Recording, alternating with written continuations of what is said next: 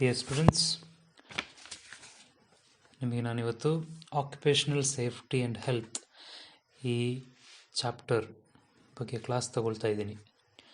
ಈ ಚಾಪ್ಟರ್ನಲ್ಲಿ 8 ಪಾಯಿಂಟ್ಗಳನ್ನ ಡಿಸ್ಕಸ್ ಮಾಡಲಾಗಿದೆ. ಮೊದಲನೇದಾಗಿ importance of safety and health at work place. ಎರಡನೇ ಪಾಯಿಂಟ್ ಆಕ್ಯುಪೇಷನಲ್ ಹೆಲ್ತ್. ಮೂರನೇದಾಗಿ ಆಕ್ಯುಪೇಷನಲ್ ಹೈಜೀನ್. ನಾಲ್ಕನೇದಾಗಿ ಆಕ್ಯುಪೇಷನಲ್ ಹಜಾರ್ಡ್ಸ್. ಐದನೇ ಪಾಯಿಂಟ್ ಆಕ್ಯುಪೇಷನಲ್ ಡಿಸೀಸಸ್. ಆರನೇ ಪಾಯಿಂಟ್ ಆಕ್ಸಿಡೆಂಟ್ಸ್ ಆ್ಯಂಡ್ ಸೇಫ್ಟಿ. ಏಳನೇ ಪಾಯಿಂಟ್ ಫಸ್ಟ್ ಏಡ್ ಮತ್ತು ಎಂಟನೇ ಪಾಯಿಂಟ್ ಬೇಸಿಕ್ ಪ್ರಾವಿಷನ್ಸ್. ಎಲ್ಲ ಪಾಯಿಂಟ್ಗಳನ್ನು ಒಂದೊಂದಾಗಿ ನೋಡೋಣ. ಮೊದಲನೇದಾಗಿ ಆಕ್ಯುಪೇಷನಲ್ ಸೇಫ್ಟಿ ಆ್ಯಂಡ್ ಹೆಲ್ತ್ ಅಂದರೆ ನಾವು ಕೆಲಸ ಮಾಡುವಂಥ ಜಾಗದಲ್ಲಿ ಯಾವ ರೀತಿಯ ಸುರಕ್ಷತೆಯನ್ನು ನಾವು ಪಾಲಿಸಬೇಕು ಮತ್ತು ನಮ್ಮ ಆರೋಗ್ಯವನ್ನು ಹೇಗೆ ಕಾಪಾಡ್ಕೋಬೇಕು. ITI ವಿದ್ಯಾರ್ಥಿಗಳಾದ ಎಲ್ಲರೂ ಕೂಡ ITI ತರಬೇತಿ ಮುಗಿದ ನಂತರ ಕೆಲಸಕ್ಕೆ ಸೇರ್ಕೋತೀರ. ನೀವು ಸೇರುವಂಥ ಕೆಲಸದ ಜಾಗ ಯಾವ ರೀತಿ ಇರಬೇಕು, ಯಾವ ರೀತಿಯ ನಿಯಮಗಳನ್ನು ಅಲ್ಲಿ ಪಾಲಿಸಿರಬೇಕು ಅನ್ನೋದ್ರ ಬಗ್ಗೆ ಈ ಅಧ್ಯಾಯದಲ್ಲಿ ನಾವು ನೋಡ್ತೀವಿ. ಇಂಟ್ರಡಕ್ಷನ್ನಲ್ಲಿ ನಾವು ನೋಡುವ ರೀತಿಯಲ್ಲಿ ನಾವು ಕಾಣ್ತೀವಿ, goal of occupational safety and health program is imparting a safe and healthy work environment. ಅಂದರೆ ಸೇಫ್ ಆಗಿರುವಂತಹ ಮತ್ತು ಆರೋಗ್ಯಕರವಾಗಿರುವಂತಹ ಒಂದು ವಾತಾವರಣವನ್ನು ಸೃಷ್ಟಿಸಬೇಕಾಗಿರೋದು ಒಂದು ಆಕ್ಯುಪೇಷನಲ್ ಸೇಫ್ಟಿ ಮತ್ತು ಹೆಲ್ತ್ ಪ್ರೋಗ್ರಾಮ್ನ ಗುರಿ ಆಗಿದೆ. ಏನು ಇದರ ಪ್ರಾಮುಖ್ಯತೆ? ಮೊದಲನೇ ಪಾಯಿಂಟ್ ನೋಡೋಣ. Importance of safety and health at work place. ಕೆಲಸ ಮಾಡುವ ಜಾಗದಲ್ಲಿ ಆರೋಗ್ಯ ಮತ್ತು ಸುರಕ್ಷತೆಯ ಆದ್ಯತೆ ಕೊಡಬೇಕಾದ ಅವಶ್ಯಕತೆ ಏನು? ಮೊದಲನೇದಾಗಿ ಇದರಿಂದ ಉಂಟಾಗುವಂತಹ ಲಾಭಗಳೇನು, ಬೆನಿಫಿಟ್ಸ್ ಏನಲ್ಲ ಅನ್ನೋದನ್ನು ಒಂದೊಂದಾಗಿ ನಿಮ್ಮ ಸ್ಕ್ರೀನ್ ಮೇಲೆ ಕಾಣ್ತಾ ಇದ್ದೀರಾ. ಬೆನಿಫಿಟ್ಸನ್ನು ಒಂದೊಂದಾಗಿ ಲಿಸ್ಟ್ ಮಾಡಲಾಗಿದೆ. ಯಾವ ರೀತಿಯಲ್ಲಿ? ಮೊದಲನೇ point, health workers R more productive. Healthy workers ಅಂದರೆ ಆರೋಗ್ಯಕರವಾಗಿರುವಂಥ ವ್ಯಕ್ತಿಗಳು ಹೆಚ್ಚು ಪ್ರೊಡಕ್ಟಿವ್ ಆಗಿರ್ತಾರೆ, ಹೆಚ್ಚು ಕೆಲಸಗಳನ್ನ ಮಾಡ್ತಾರೆ. ಮತ್ತು ಸೇಫ್ ಆಗಿರುವಂಥ ಕೆಲಸ ಜಾಗದಲ್ಲಿ ಈಸಿಯಾಗಿ ಹೆಚ್ಚಾಗಿ ನಾವು ಡೆವಲಪ್ಮೆಂಟನ್ನು ಕಾಣ್ತೀವಿ ಮತ್ತು ಮಾಲಿನ್ಯ ರಹಿತ, ಪೊಲ್ಯೂಷನ್ ಇಲ್ಲದೆ ಇರುವಂತಹ ಒಂದು ಸ್ಥಳದಲ್ಲಿ ಹೆಲ್ತಿಯಾಗಿ ಕೆಲಸಗಳನ್ನು ಮಾಡಬಹುದು ಅನ್ನೋ ಒಂದು ಪಾಯಿಂಟನ್ನು ನಾವು ಈ ಮೊದಲನೇ ಪಾಯಿಂಟಲ್ಲಿ ಕಾಣ್ತೀವಿ. ಬೆನಿಫಿಟ್ಸ್ ಟು ದ ಆರ್ಗನೈಸೇಷನ್ಗೆ ಇದು ಹೇಗೆ ಉಪಯೋಗಕರವಾಗಿದೆ? ಅ ಪಾಸಿಟಿವ್ ಆ್ಯಂಡ್ ಕೇರಿಂಗ್ ಇಮೇಜನ್ನು ಅದು ಸೃಷ್ಟಿಸ್ತದೆ. Improved staff morale, reduced staff turnover, reduced health care insurance cost, increased productivity, reduced risk of fines and litigation. ಅಂದರೆ ಒಂದು ಆರ್ಗನೈಸೇಷನಲ್ಲಿ ಕೆಲಸ ಕೊಡುವಾಗ ಅವರಿಗೆ ಹಲವಾರು ರೀತಿಯ ಖರ್ಚುಗಳನ್ನು, ಎಂಪ್ಲಾಯೀಸ್ ಮೇಲೆ ಹಲವಾರು ರೀತಿಯ ಖರ್ಚುಗಳನ್ನ ಅವ್ರು ನೋಡ್ಕೋಬೇಕಾಗತ್ತೆ. ಒಂದು ಹೆಲ್ತಿ ಆಗಿರುವಂತಹ ಮತ್ತು ಸೇಫ್ ಆಗಿರುವಂಥ ಒಂದು ವಾತಾವರಣ ಸೃಷ್ಟಿಸಿದಾಗ ಈ ಎಲ್ಲ ಬೆನಿಫಿಟ್ಗಳು ಒಂದು ಆರ್ಗನೈಸೇಷನ್ಗೆ ಸಿಗತ್ತೆ. ಯಾವ ರೀತಿಯಲ್ಲಿ ಅದು ಎಂಪ್ಲಾಯೀಸಿಗೆ, ಕೆಲಸ ಮಾಡುವವರಿಗೆ ಬೆನಿಫಿಟ್ ಆಗುತ್ತೆ? ಆ safe and healthy work environment, safe ಆಗಿರುವಂಥ ಒಂದು ಎನ್ವೈರ್ಮೆಂಟ್ ಸಿಗುತ್ತೆ. ಎನ್ಹ್ಯಾನ್ಸ್ಡ್ ಸೆಲ್ಫ್ ಎಸ್ಟೀಮ್, ಅವರ ವ್ಯಕ್ತಿತ್ವ ಬೆಳವಣಿಗೆ ಆಗುತ್ತೆ. ರೆಡ್ಯೂಸ್ಡ್ ಸ್ಟ್ರೆಸ್, ಅವರಲ್ಲಿ ಕಡಿಮೆ ಟೆನ್ಷನ್ ಕಡಿಮೆ ಆಗುತ್ತೆ. ಇಂಪ್ರೂವ್ಡ್ ಮೊರೈಲ್, ನೈತಿಕ ಪ್ರಜ್ಞೆ ಹೆಚ್ಚಾಗ್ತದೆ. ಇನ್ಕ್ರೀಸ್ಡ್ ಜಾಬ್ ಸ್ಯಾಟಿಸ್ಫ್ಯಾಕ್ಷನ್, ಕೆಲಸ ಮಾಡುವುದರಲ್ಲಿ ಒಂದು ಸ್ಯಾಟಿಸ್ಫ್ಯಾಕ್ಷನ್ ಇರ್ತದೆ. Increased skills for health protection, improved health and improved sense of well being. ಈ ಎಲ್ಲ ಪಾಸಿಟಿವ್ ಕ್ವಾಲಿಟೀಸ್ನ ನಾವು ಮೊದಲನೇ ಪಾಯಿಂಟಲ್ಲಿ ಕಾಣ್ತೀವಿ. ಎರಡನೇದಾಗಿ ಆಕ್ಯುಪೇಷನಲ್ ಹೆಲ್ತ್. ಆಕ್ಯುಪೇಷನಲ್ ಹೆಲ್ತ್ ಅಂದ್ರೇನು? ಆಕ್ಯುಪೇಷನಲ್ ಅಂದ್ರೇನು? ಕೆಲಸ ಮಾಡುವ ಜಾಗದಲ್ಲಿ ಯಾವ ರೀತಿಯಲ್ಲಿ ಆರೋಗ್ಯವನ್ನು ಕಾಪಾಡಿಕೊಳ್ಳಲು ಏನೇನು ಮಾಡಬೇಕು? ಮೊದಲನೇ point, protection and promotion of health of workers by preventing and controlling occupational diseases. ಅಂದರೆ ಒಂದು ಆರ್ಗನೈಸೇಷನ್ ಕೆಲಸಕ್ಕೆ ಜನರನ್ನು ಇಟ್ಕೊಂಡಿರುವಾಗ ಅವರು ಮಾಡಬೇಕಾದದ್ದು ಏನಲ್ಲ ಅನ್ನೋದನ್ನು ಈ ಒಂದು ಸೆಕ್ಷನ್ನಲ್ಲಿ ವಿವರಿಸಲಾಗಿದೆ. The development promotion of healthy and safe work environment. ಆರೋಗ್ಯಕರವಾಗಿರುವಂಥ ಮತ್ತು ಸುರಕ್ಷತೆಯಿಂದ ಹೊಂದಿರುವಂಥ ಒಂದು ಕೆಲಸ ಮಾಡುವ ಒಂದು ಎನ್ವೈರ್ಮೆಂಟನ್ನು ಅವರು ಸೃಷ್ಟಿಸಬೇಕಾಗಿದೆ.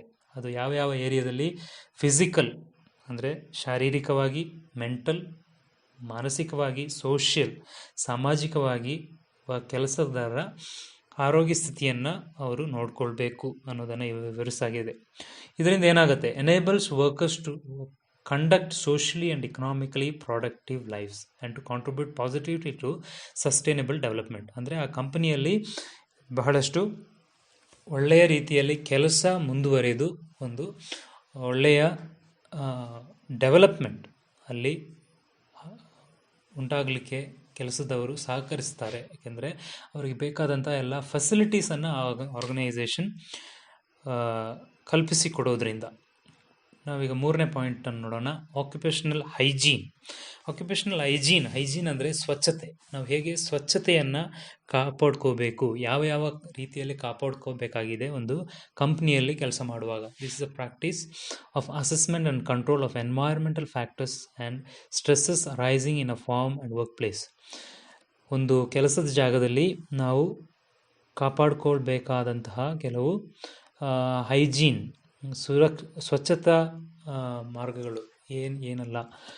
ಒಂದು ಟಾಕ್ಸಿಕಾಲಜಿ ಅಂದರೆ ವಿಷ ಅನಿಲಗಳಿಂದ ನಾವು ಸ್ವಚ್ಛತೆಯನ್ನು ಕಾಪಾಡಬೇಕು. ಇಂಡಸ್ಟ್ರಿಯಲ್ ಪ್ರೋಸೆಸ್, ಕೈಗಾರಿಕಾ ಕೇಂದ್ರಗಳಲ್ಲಿ ಕಂಪನಿಗಳಲ್ಲಿ ಹಲವಾರು ರೀತಿಯ ಪ್ರೋಸೆಸ್ಗಳು ನಡೀತದೆ. ಕೆಮಿಕಲ್ ಪ್ರೋಸೆಸ್ ಆಗಿರ್ಬೋದು ಅಥವಾ ಹಲವಾರು ರೀತಿಯ ವಿಷಾನಿಲಗಳು ಅಥವಾ ಬಯೋ ಪ್ರಾಡಕ್ಟ್ಸ್ ಆಗಿರ್ಬೋದು, ಪ್ಲಾಸ್ಟಿಕ್ ವೇಸ್ಟ್ ಆಗಿರ್ಬೋದು, ಈ ರೀತಿಯ ಹಲವಾರು ರೀತಿಯ ಪ್ರೋಸೆಸ್ಸಿಂಗಲ್ಲಿ ಬರುವಂತಹ ವೇಸ್ಟ್ಗಳು, ಇದನ್ನೆಲ್ಲ ಹೈಜಿನಿಕ್ ಆಗಿ ವೇಸ್ಟ್ ಮಾಡುವಂಥ ಒಂದು ಸಂವಿಧಾನ ಅಲ್ಲಿರಬೇಕು. ಶುದ್ಧ ಗಾಳಿ ಅಲ್ಲಿರಬೇಕು. ಆಮೇಲೆ ಶಬ್ದ ಮಾಲಿನ್ಯ ಉಂಟಾಗದಂಗೆ ನೋಡ್ಕೋಬೇಕು. ರೇಡಿಯೇಷನ್ ಅಂದರೆ ವಿಕಿರಣಗಳು ಅನ್ನು ಹೊಂದಿರುವಂತಹ ಕಂಪನಿಗಳು, ಆ ವಿಕಿರಣಗಳಿಂದ ಯಾವುದೇ ರೀತಿಯ ಹಾನಿ ವರ್ಕರ್ಸ್ ಮೇಲೆ ಆಗದಂಗೆ ನೋಡ್ಕೋಬೇಕು. ಈ ಎಲ್ಲ ಪಾಯಿಂಟ್ಗಳನ್ನು ಈ 3ನೆಯ ಪಾಯಿಂಟ್ನಲ್ಲಿ ವಿವರಿಸಲಾಗಿದೆ. ನೀವು ಓದ್ಕೊಂಡ್ರೆ ಅರ್ಥ ಆಗುತ್ತೆ. 4ನೇ ಪಾಯಿಂಟ್ ನಾವು ನೋಡಬೇಕಾಗಿರೋದು ಆಕ್ಯುಪೇಷನಲ್ ಹಜಾರ್ಡ್ಸ್. ಆಕ್ಯುಪೇಷನಲ್ ಹಜಾರ್ಡ್ಸ್ ಅಂದರೆ ಕೆಲಸ ಮಾಡುವ ಜಾಗದಲ್ಲಿ ಉಂಟಾಗುವಂಥ ಅಪಾಯಗಳು, ಏನೆಲ್ಲ ಅಪಾಯ ಉಂಟಾಗ್ತದೆ ಅದ್ರ ಬಗ್ಗೆ ಅದನ್ನು ಕುರಿತು ಸ್ವಲ್ಪ ಮಾಹಿತಿ ನಮ್ಗೆ ಗೊತ್ತಿರಬೇಕು. Occupational hazards includes all kinds of accidents and injuries happened at a workplace because of raw materials processing activities such as operating machineries and handling chemicals and any other working conditions. ಅಂದರೆ ಕೆಲಸ ಮಾಡುವ ಜಾಗದಲ್ಲಿ ನಾವು ಉಪಯೋಗಿಸುವಂತಹ raw materials ಆಗಿರ್ಬೋದು ಅಥವಾ chemicals ಆಗಿರ್ಬೋದು, machines ಆಗಿರ್ಬೋದು, ಇದರಿಂದಾಗಿ ಉಂಟಾಗುವಂಥ ಆಕ್ಸಿಡೆಂಟ್ಸ್, ನಾವು ಅದನ್ನು ಕೇರ್ಫುಲ್ಲಾಗಿ ಯೂಸ್ ಮಾಡದೇ ಇದ್ದರೆ ಆಕ್ಸಿಡೆಂಟ್ಸ್ ಆಗುತ್ತೆ. ಅಂತಹ ಆಕ್ಸಿಡೆಂಟ್ಸ್ಗಳನ್ನು, ಅಪಾಯಗಳನ್ನು ಯಾವ ರೀತಿ ನಾವು ತಪ್ಪಿಸ್ಬೋದು ಅದ್ರ ಬಗ್ಗೆ ಅವೇರ್ನೆಸ್ ಮೊದಲನೇದಾಗಿ ನಮಗೆ ಇರಬೇಕು. ಯಾವ್ಯಾವ ರೀತಿಯೆಲ್ಲ ಅಪಾಯಗಳು ಉಂಟಾಗ್ಬೋದು. ಫಿಸಿಕಲ್, ಶಾರೀರಿಕವಾಗಿ ಅಪಾಯ ಉಂಟಾಗ್ಬೋದು. ಮೆಕ್ಯಾನಿಕಲ್ ಹಜಾರ್ಡ್ಸ್ ಅಂದರೆ ಮಷಿನರಿಗಳಿಂದ ಉಂಟಾಗುವಂತಹ ಅಪಾಯಗಳು. ಕೆಮಿಕಲ್ ಹಜಾರ್ಡ್ಸ್, ಕೆಮಿಕಲ್ನಿಂದ ಹೊರಬರುವಂತಹ ವಿಷಾನಿಲಗಳಿಂದ ಉಂಟಾಗುವಂತಹ ಅಪಾಯಗಳು. ಬಯೋಲಾಜಿಕಲ್ ಹಜಾರ್ಡ್ಸ್ ಅಂದರೆ ಬಯೋ ವೇಸ್ಟ್ ಅಂತ ಕೇಳ್ಕೊಂಡಿದೆ. ಎರ್ಗೊನಾಮಿಕ್ ಹಜಾರ್ಡ್ಸ್, ಎರ್ಗೊನಾಮಿಕ್ಸ್ ಅಂದರೆ ಅದು ಕಂಪನಿಯಲ್ಲಿ ಪಾಲಿಸಬೇಕಾದಂತಹ ನಿಯಮಗಳು. ಮಷಿನ್ಸ್ ಇರುತ್ತೆ, ಜನ ಕೆಲಸ ಮಾಡ್ತಾ ಇರ್ತಾರೆ, ಹಲವಾರು ಮೂವ್ಮೆಂಟ್ಸ್ ಇರುತ್ತೆ, ಮಿಷಿನ್ಗಳು, ಗಾಡಿಗಳು ಓಡಾಡ್ತಾ ಇರುತ್ತೆ. ಇದನ್ನೆಲ್ಲ ಒಂದು ಒಳ್ಳೆಯ ರೀತಿಯಲ್ಲಿ ಸಂಯೋಜನೆ ಮಾಡಬೇಕು. ಅದನ್ನು ಎರ್ಗೊನಾಮಿಕ್ಸ್ ಅಂತ ಕರೀತಾರೆ. ಅದನ್ನು ಸರಿಯಾಗಿ ಮಾಡದೇ ಇದ್ದರೆ ಅದರಿಂದಾಗಿ ಅಪಾಯ ಉಂಟಾಗುತ್ತೆ. ಸೈಕಲಾಜಿಕಲ್ ಹಜಾರ್ಡ್ಸ್, ಮಾನಸಿಕವಾಗಿ ತೊಂದರೆಗೊಳಗಾಗ್ತಾರೆ. ಎಲೆಕ್ಟ್ರಿಕಲ್, ಕರೆಂಟ್ ಶಾಕ್ನಿಂದ ಉಂಟಾಗುವಂಥ ಅಪಾಯಗಳು. ಈ ರೀತಿ ವೈಬ್ರೋಕಾಸ್ಟಿಕ್ ಅಂದರೆ ತುಂಬ ವೈಬ್ರೇಷನ್ ಮಾಡುವಂತಹ ಮಷಿನ್ಗಳನ್ನು ಕಂಪ್ನಿಗಳಲ್ಲಿ ಯೂಸ್ ಮಾಡ್ತೀವಿ. ಅದನ್ನು ಕೇರ್ಫುಲ್ಲಾಗಿ ಹ್ಯಾಂಡಲ್ ಮಾಡ್ತಿದ್ರೆ ಅದರಿಂದ ಶರೀರಕ್ಕೆ ಹಾನಿಯಾಗುತ್ತೆ. ಥರ್ಮಲ್ ಹಜಾರ್ಡ್ಸ್, ಬಿಸಿಯಾದಂತಹ ವಾತಾವರಣಗಳಲ್ಲಿ ಕೆಲಸ ಮಾಡುವಾಗ ಸಫಿಷಿಯೆಂಟಾಗಿ ಪ್ರೊಟೆಕ್ಷನನ್ನು ಧರಿಸ್ಕೊಂಡು ನಾವು ಕೆಲಸ ಮಾಡಬೇಕು. ಇಲ್ಲ ಅಂದರೆ ಇದರಿಂದಾಗಿ ಉಂಟಾಗುವಂತಹ ಏನೆಲ್ಲ ತೊಂದರೆಗಳನ್ನು ಅನುಭವಿಸಬೇಕಾಗತ್ತೆ ಅನ್ನೋದನ್ನು ವಿವರವಾಗಿ ಈ 4ನೇ ಪಾಯಿಂಟಲ್ಲಿ ಎಕ್ಸ್ಪ್ಲೈನ್ ಮಾಡಲಾಗಿದೆ. ಇದನ್ನು ನೀವು ಓದ್ಕೋಬೋದು. ಏನಾದರೂ ಸಂಶಯ ಇದ್ದರೆ ನನ್ನನ್ನು ಕೇಳ್ಬೋದು.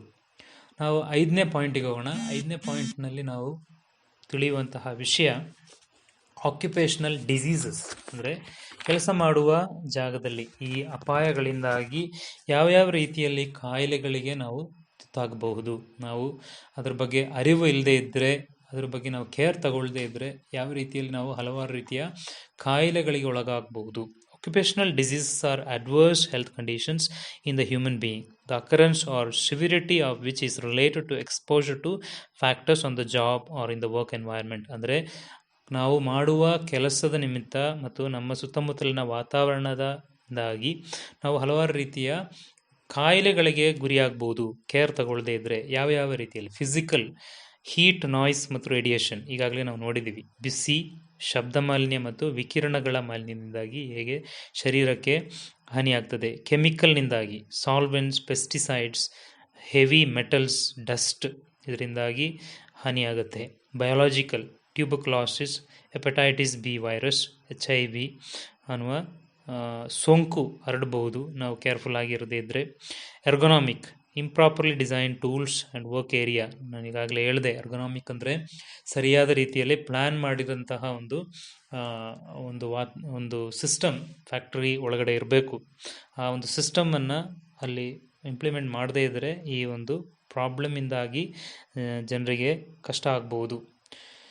Psychological stresses, lack of control over work, inadequate personal support, ಅಂದರೆ ಸೈಕಲಾಜಿಕಲ್, ಸಾಕಾದಷ್ಟು ಜನ ಕೆಲಸಕ್ಕೆ ಇಲ್ಲದೆ ಇದ್ದರೆ ಅದು ಮಾನಸಿಕವಾಗಿ ಸ್ಟ್ರೆಸ್ಸಿಂದಾಗಿ, ಟೆನ್ಷನಿಂದಾಗಿ ಮಾನಸಿಕವಾಗಿ ಆರೋಗ್ಯವನ್ನು ಕೆಡಿಸ್ಬೋದು. ಮತ್ತು mechanical, these mainly cos work accidents and injuries rather than occupational diseases. ಅಂದರೆ ಮೆಕ್ಯಾನಿಕಲ್ ಅಂದರೆ ಮೆಕ್ಯಾನಿಕಲ್ ಮಷಿನ್ಗಳು, ಮೂವಿಂಗ್ ಪಾರ್ಟ್ಸ್, ಇದರಿಂದಾಗಿ ಹಲವಾರು ಆಕ್ಸಿಡೆಂಟ್ ಮುಖಾಂತರ ಇಂಜುರೀಸ್ಗೆ ನಾವು ಒಳಗಾಗ್ತೀವಿ. ನೆಕ್ಸ್ಟ್ ಪಾಯಿಂಟ್ 5.1ನಲ್ಲಿ ನಾವು ಕಾಣ್ತೀವಿ ಕ್ಯಾರೆಕ್ಟರಿಸ್ಟಿಕ್ಸ್ ಆಫ್ ಆಕ್ಯುಪೇಷನಲ್ ಡಿಸೀಸಸ್, ಅಂದರೆ ಒಂದು ಲಕ್ಷಣಗಳು. ಆಕ್ಯುಪೇಷನಲ್ ಡಿಸೀಸಸ್ ಕೆಲಸ ಮಾಡೋ ಜಾಗದಲ್ಲಿರುವಂತಹ ನಮಗೆ ಆಗುವಂತಹ ಹಾನಿ, ಅನಾರೋಗ್ಯದ ಲಕ್ಷಣಗಳೇನಲ್ಲ, ಮೇನ್ಲಿ ಅದು ಯಾವ ಏರಿಯಾವನ್ನು ಅಫೆಕ್ಟ್ ಮಾಡುತ್ತೆ. ಮೊದಲನೇ ಪಾಯಿಂಟ್ನಲ್ಲಿ ಹೇಳಿದರೆ clinical and pathological presentation of most occupational disease identical to that of non occupational diseases. ಅಂದರೆ most of the sicknesses are related to asthma, ಅಂದರೆ ವಿಷಾನಿಲ ಗಾಳಿಯಿಂದ ಸೇವನೆಯಿಂದ ಅಥವಾ ಹಲವಾರು ರೀತಿಯ ಕೆಮಿಕಲ್ ರಿಯಾಕ್ಷನಿಂದ ಆಸ್ಮಾ ಕಾಯಿಲೆ ಒಂದು ಕಾಮನ್ ಆಗಿ ಕಾಣುವಂಥ ಒಂದು ಸಿಂಪ್ಟಮ್ ಅಂತ ಮೊದಲನೇ ಪಾಯಿಂಟ್ನಲ್ಲಿ ಎಕ್ಸ್ಪ್ಲೇನ್ ಮಾಡಲಾಗಿದೆ. ಎರಡನೇ ಪಾಯಿಂಟ್ನಲ್ಲಿ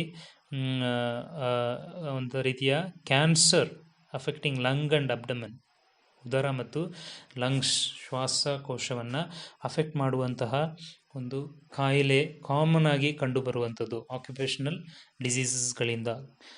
ಈ ರೀತಿಯಲ್ಲಿ ಹೇಗೆ ನಾವು ಇದ್ರ ಬಗ್ಗೆ ತಿಳ್ಕೊಂಡಿದ್ರೆ ಅಂತಹ ಸಿಚುವೇಶನ್ಸನ್ನು ನಾವು ಅವಾಯ್ಡ್ ಮಾಡ್ಬೋದು ಮತ್ತು ಆ ರೀತಿಯ ಸುರಕ್ಷತೆಯನ್ನು ಕಂಪನಿಗಳಲ್ಲಿ ಪಾಲಿಸದೇ ಇದ್ದರೆ ಅದನ್ನು ಸಂಬಂಧಪಟ್ಟವರ ಗಮನಕ್ಕೆ ತರಬಹುದು. ಇದರಿಂದ ಇದನ್ನು ಕಲಿತ್ಕೊಳ್ಬೇಕಾಗಿರೋದು ಬಹಳ ಮುಖ್ಯವಾಗಿದೆ. ಮುಂದಿನ ಸೆಕ್ಷನ್ನಲ್ಲಿ ನಾವು ಕಾಣ್ತೀವಿ ಪ್ರಿವೆನ್ಷನ್ ಆಫ್ ಆಕ್ಯುಪೇಷನಲ್ ಡಿಸೀಸಸ್, ಅಂದರೆ ಇದನ್ನು ಪ್ರಿವೆಂಟ್ ಮಾಡಬೇಕಾದ್ರೆ, ಆಕ್ಯುಪೇಷನಲ್ ಕೆಲಸ ಮಾಡೋ ಜಾಗದಲ್ಲಿ ಕಾಯಿಲೆ ಬರ್ದಂಗೆ ನಾವು ನೋಡ್ಕೋಬೇಕಾದ್ರೆ ಮೂರು ಲೆವೆಲ್ನ ಪ್ರಿವೆನ್ಷನನ್ನು ಈ ಬುಕ್ನಲ್ಲಿ ಎಕ್ಸ್ಪ್ಲೈನ್ ಮಾಡ್ತಾರೆ. ಪ್ರೈಮರಿ ಪ್ರಿವೆನ್ಷನ್, ಸೆಕೆಂಡರಿ ಪ್ರಿವೆನ್ಷನ್ ಮತ್ತು ಟರ್ಷಿಯರಿ ಪ್ರಿವೆನ್ಷನ್ ಅಂತ. ಇದನ್ನು ಓದ್ಕೊಂಡು ಅರ್ಥ ಆಗುವ ರೀತಿಯಲ್ಲೇ ಇದನ್ನು ಎಕ್ಸ್ಪ್ಲೈನ್ ಮಾಡಲಾಗಿದೆ, ಅದನ್ನು ತಿಳ್ಕೊಳ್ಳಿ. ನಾವೀಗ 6ನೇ ಪಾಯಿಂಟಿಗೆ ಹೋಗೋಣ. 6ನೇ ಪಾಯಿಂಟ್ನಲ್ಲಿ ಆಕ್ಸಿಡೆಂಟ್ಸ್ ಮತ್ತು ಸೇಫ್ಟಿ ಬಗ್ಗೆ ಮಾತನಾಡುತ್ತಾರೆ. ಆಕ್ಸಿಡೆಂಟ್ಸ್ ಅಂದರೆ ಅಪಘಾತ, ಸೇಫ್ಟಿ ಅಂದರೆ ಸುರಕ್ಷತೆ, opposite ವರ್ಡ್ಸ್ಗಳಿದ್ದೆರಡು. What do we mean by accident? An accident or a mishap is an unforeseen and unplanned event or circumstances after which lack of intention or necessity. ಅಂದರೆ accident ಅನ್ನೋದು ಒಂದು ಸಡನ್ನಾಗಿ ಆಗುವಂತಹ ಒಂದು ಸಿಚುವೇಶನ್. ನಮ್ಮ ಇಂಟೆನ್ಷನಲ್ಲಿ ಬೇಕಂತ ಆಕ್ಸಿಡೆಂಟ್ ಮಾಡಲ್ಲ ಅಪರೂಪಕ್ಕೆ, ಅಂದರೆ ನಮ್ಗೆ ಗೊತ್ತಿಲ್ಲದಂಗೆ ಆಗುವಂತಹ ಒಂದು ಸಿಚುವೇಶನ್ ನಾವು ಫೇಸ್ ಮಾಡ್ತೀವಿ.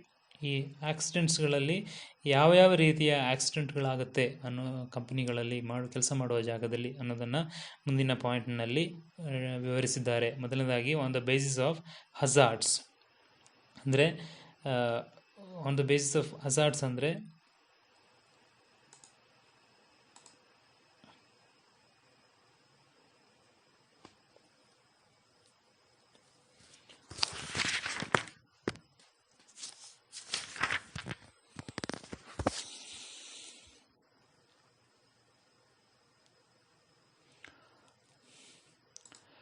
ಅಪಾಯಕರ ಜಾಗಗಳಲ್ಲಿ ಕೆಲಸ ಮಾಡುವುದರಿಂದ, ಅಪಾಯಕರವಾದಂತಹ ಜಾಗದಲ್ಲಿ ಅಥವಾ ಅಪಾಯಕರವಾದಂತಹ ಮಷಿನ್ಗಳ ಹತ್ರ ಸೇಫ್ಟಿ ಇಲ್ಲದೆ ಕೆಲಸ ಮಾಡುವುದರಿಂದ ಬರುವಂತಹ ಅಪಾಯಗಳು, ಆಕ್ಸಿಡೆಂಟ್ಗಳು ಯಾವುದೆಲ್ಲ? Falls or being struck by materials, ಅಂದರೆ ಏನಾದರೂ ಮೈ ಮೇಲೆ ಬಿದ್ದು ಅಥವಾ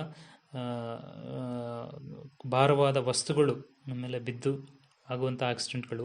ಸ್ಟ್ರೈಕಿಂಗ್ ಅಗೇನ್ಸ್ಟ್ ಆಬ್ಜೆಕ್ಟ್ಸ್, ನಾವು ಗೊತ್ತಿಲ್ಲದೆ ಹೋಗಿ ಬೇರೆ ಮಷಿನ್ ಪಾರ್ಟ್ಸ್ಗಳಾಗಿರ್ಬೋದು ಅಥವಾ ಬೇರೆ ಏನಾದರೂ ಆಗಿರ್ಬೋದು ಅದ್ರ ಮೇಲೆ ಬಿದ್ದಾಗ, ಆ ರೀತಿಯಲ್ಲಿ ಅಪಾಯಕರವಾಗಿ ನಾವು ಗಮನ ಇಲ್ಲದೆ ಓಡಾಡಿದಾಗ ನಮಗೆ ಅಪಾಯ ಉಂಟಾಗ್ತದೆ.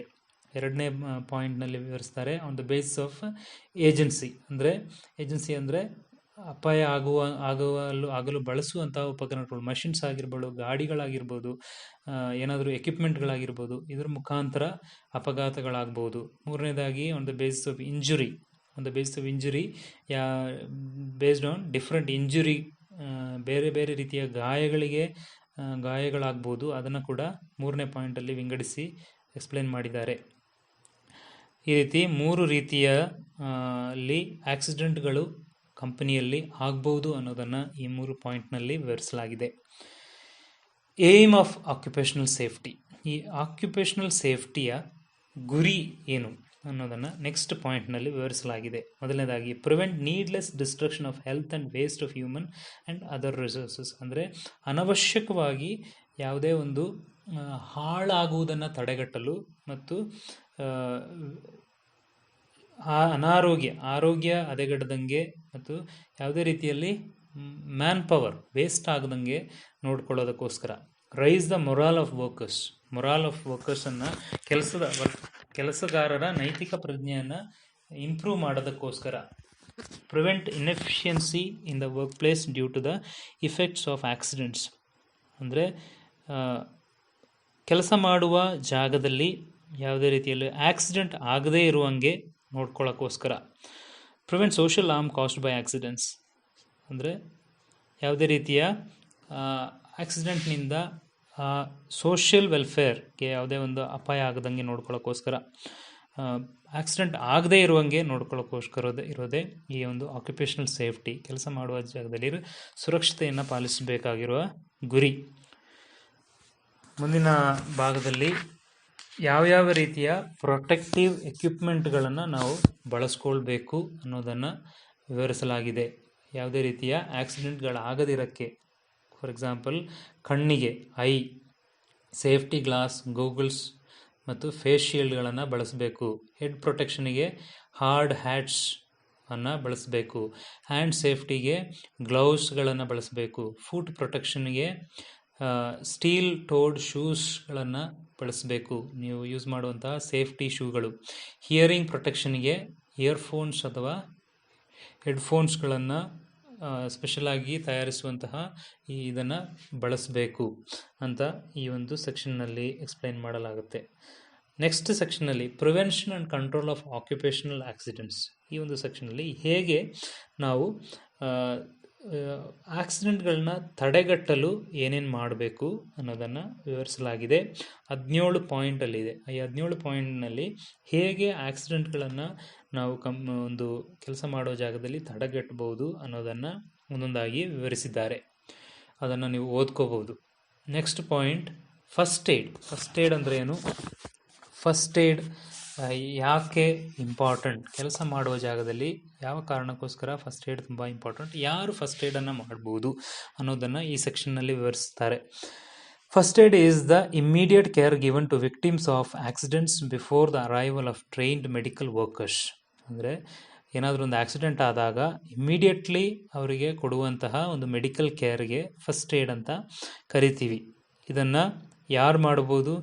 Every worker can be trained in the top 10 crucial steps of first aid In some situations, immediate action can save life, limb or eyesight. Co-workers or victims should not remain mere observers or bystanders while waiting for trained personnel to arrive. ಅಂದರೆ ಈ first ಏಡನ್ನು ಯಾರು ಬೇಕಾದರೂ ಮಾಡ್ಬೋದು, ಆದರೆ ಚಿಕ್ಕ ಒಂದು training ಅವರಿಗೆ ಅವಶ್ಯಕತೆ ಇದೆ. ಈ ಒಂದು ಟ್ರೈನಿಂಗನ್ನು ಪ್ರತಿಯೊಂದು ವರ್ಕ್ ಪ್ಲೇಸ್ನಲ್ಲೂ ವರ್ಕರ್ಸ್ಗೆ ಕೊಡಲೇಬೇಕು. ಅದು ಅವರ ಪ್ರತಿಯೊಬ್ಬರ ಸುರಕ್ಷೆಗೋಸ್ಕರ ಮಾಡುವಂತಹ ಒಂದು ಎಕ್ಸಸೈಸ್. ಇದನ್ನು ಯಾವುದೇ ಎಮರ್ಜೆನ್ಸಿ ಸಿಚುವೇಷನಲ್ಲಿ ಯಾರೇ ಆದರೂ ಕೂಡ ಇಮ್ಮಿಡಿಯೇಟಾಗಿ ಒಬ್ಬ ವ್ಯಕ್ತಿಯ ಜೀವವನ್ನು ಉಳಿಸಲಿಕ್ಕೆ ಸ್ಪಂದಿಸಲಿಕ್ಕೋಸ್ಕರ ಆತ ತಯಾರಾಗಿರಬೇಕು.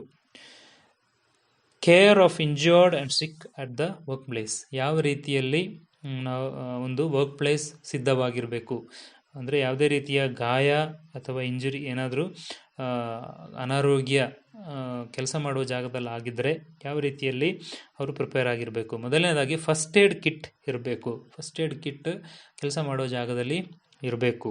ಅದರಲ್ಲಿ ಏನೇನಿರಬೇಕು ಅನ್ನೋದನ್ನು ಯಾವ್ಯಾವ ಕಾರಣಕ್ಕೋಸ್ಕರ ಅದರಲ್ಲಿ ಟ್ರೀಟ್ಮೆಂಟಿಗೋಸ್ಕರ ಏನೇನನ್ನು ಇಟ್ಕೊಂಡಿರಬೇಕು ಅಂತ ಆ ಸೆಕ್ಷನ್ನಲ್ಲಿ ಇಲ್ಲಿ ವಿವರಿಸಲಾಗಿದೆ, ನೀವು ಓದ್ಕೋಬೋದು.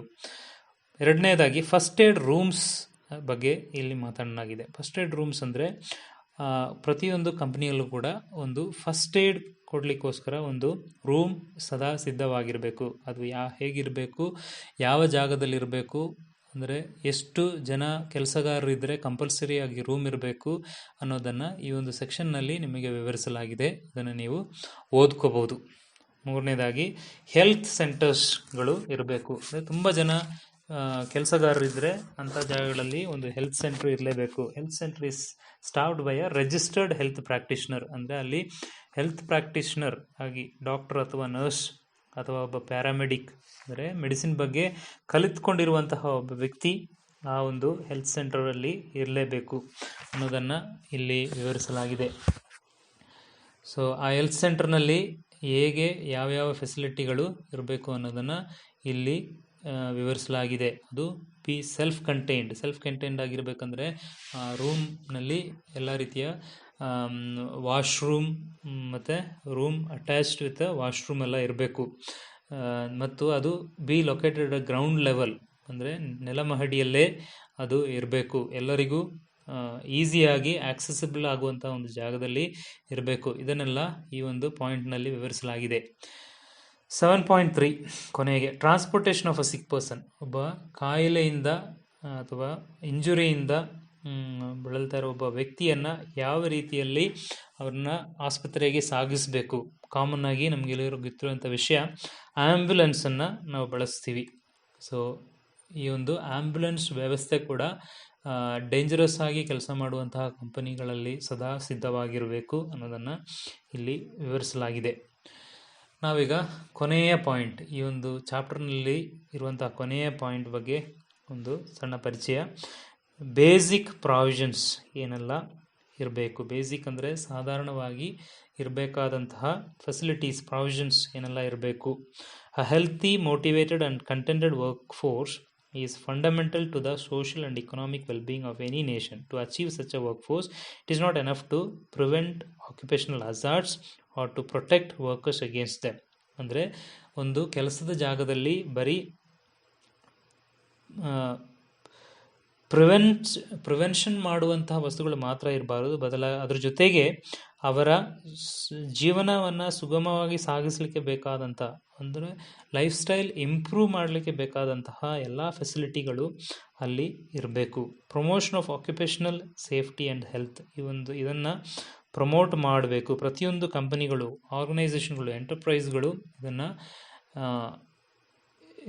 ಎಂಕರೇಜ್ ಮಾಡಬೇಕು ಅನ್ನೋದಾಗಿ ಈ ಕೊನೆಯ ಭಾಗದಲ್ಲಿ ವಿವರಿಸಲಾಗಿದೆ.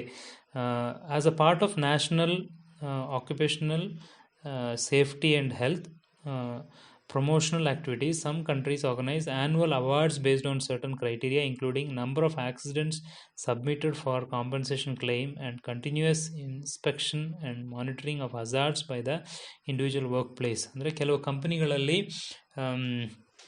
ಈ ಒಂದು ಸೇಫ್ಟಿ ಮತ್ತು ಹೆಲ್ತ್ ಹೈಜಿನಿಕ್ಗಳನ್ನು ಕಾಪಾಡಿಕೊಳ್ಳುವುದಕ್ಕೋಸ್ಕರ ಕೆಲವು ಕಂಪನಿಗಳಲ್ಲಿ ದೇಶಗಳಲ್ಲಿ ಕಂಪನಿಗಳ ಮಧ್ಯೆ ಕಾಂಪಿಟಿಷನ್ಗಳನ್ನು ಏರ್ಪಡಿಸ್ತಾರೆ. ಯಾರು ತುಂಬ ಚೆನ್ನಾಗಿ ಫೆಸಿಲಿಟಿಗಳನ್ನು ಕೊಡ್ತಾರೆ, ಯಾರು ಕೆಲಸಗಾರರನ್ನು ತುಂಬ ಚೆನ್ನಾಗಿ ನೋಡ್ಕೊಳ್ತಾರೆ ಅಂಥವರನ್ನು ಗುರುತಿಸಿ ಅವರನ್ನು ಸಮಾಜದಲ್ಲಿ ಗೌರವಿಸುವುದು.